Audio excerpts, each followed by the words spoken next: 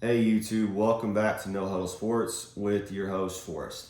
In this one, we're going to go ahead and cover my 12-team projected playoff following Week 10. These are all going to be based on my assumptions and kind of how I think the rest of the season is going to turn out. Let's go ahead and take a look. We're going to go ahead and get started with Notre Dame at the 12 spot.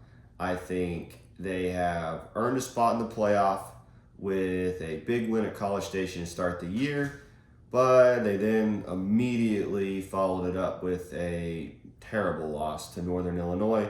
That seemed to kind of kick them into gear, and they've been running on all cylinders to finish the year. They do have one game left on their schedule that kind of has me a little worried. They're playing Army here in a couple weeks as their last ranked opponent. If they can handle them and they finish the year with just the one loss, I think they can get in at this 12 spot. In the 11th spot, I have the Boise State Broncos. Outside of a 3-point loss to Oregon, the number one team in the country, they have looked pretty much unstoppable. Ashton Gentney has been running all over everybody, and I think they're going to be the Group of 5 champion.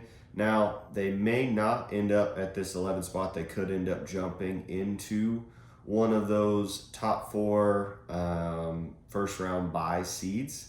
If for some reason BYU falters or somebody other than BYU wins the Big 12 championship, I feel like Boise State could jump up and be a higher ranked champion than the Big 12 champion. And then in that case, they could jump up to that number in that top 4 range. In the number 10 spot, I have SMU. Outside the one loss to BYU at the beginning of the year, they've been firing on all cylinders and have looked really well. They really looked awesome in the game against Pitt this week. So I'm going in the 10th spot based on the assumption that they make it to the ACC championship game and end up losing into Miami. So this would have them as the second ACC team in the playoff bracket, and I like them at this 10 spot. In the 9th spot, I have the LSU Tigers. They have an elimination game, so to say, this week with Alabama in Death Valley, and I feel like they're going to be neck and neck with Alabama. They've both got 2 losses. They've both had good wins. They both had some kind of really shake your head moments, and I think that the crowd in Death Valley being a night game, I think that's going to be just enough to push them over the top.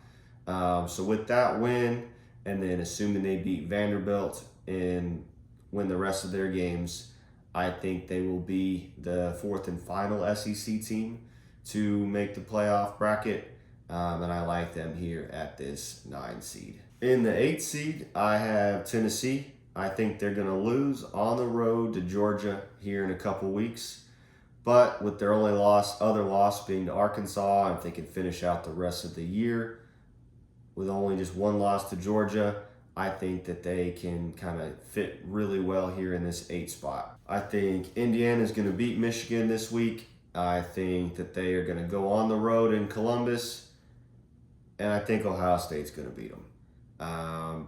Pure and simple, I just think Ohio State is a better team. I think that they just have a little bit more experience, a little bit more depth. Kirk Cinetti's got the team rolling, but I think Ohio State will just be too much. So with that loss, they'll be a 1-loss team. They will not make the Big Ten championship game.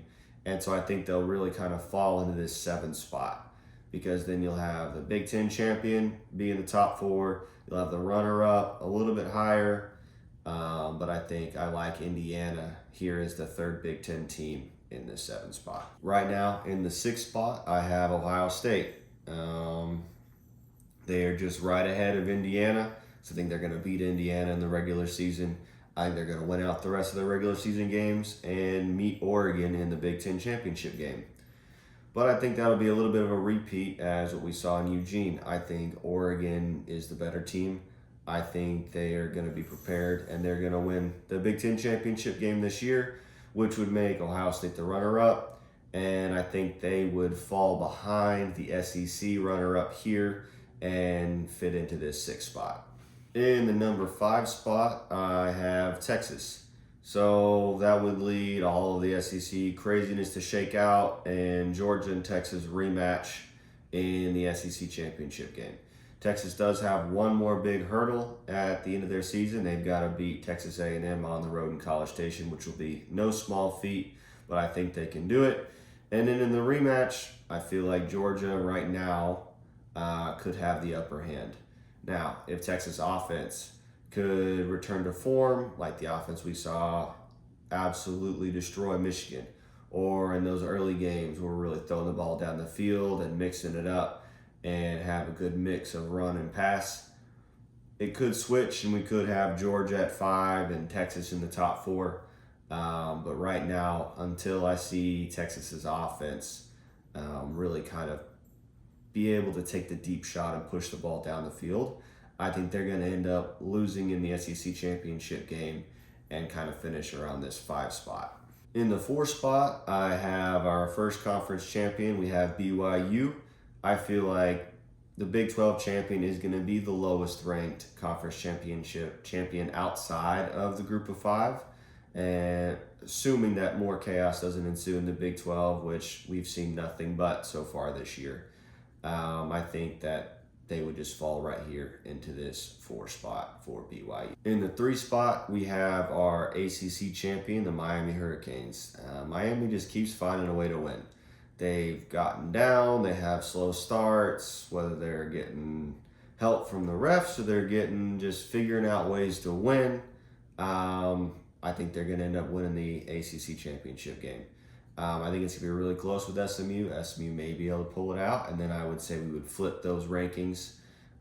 Maybe Miami would be a little bit higher up, but I think Miami ends up winning, and I like them here in this 3 spot. In the number 2 spot, we have the Georgia Bulldogs. I feel like if they can win the next 2 weeks after A&M's loss last night, they're now number 1 in the conference again. I think they will end up winning out and securing that top spot in the conference, and then, as I mentioned earlier, probably playing Texas again in the SEC championship game. And I think Kirby Smart will have the Bulldogs ready and then go ahead and secure that victory and the number 2 spot in the playoff. And in the number 1 spot, arguably the best team in the country all year, the most consistent team in the country all year, we have the Oregon Ducks. I feel like there's not really any challenges on their schedule that could trip them up to finish up the year. I think they go into the Big Ten championship game, beat Ohio State again, and go ahead and secure the number 1 spot. You can go ahead and see here how all of those matchups would end up and how they're projected out, who's going to play who. And then after the first round of games, who's going to end up playing those first round bye teams. I look forward to seeing how this actually ends up being played out and put together.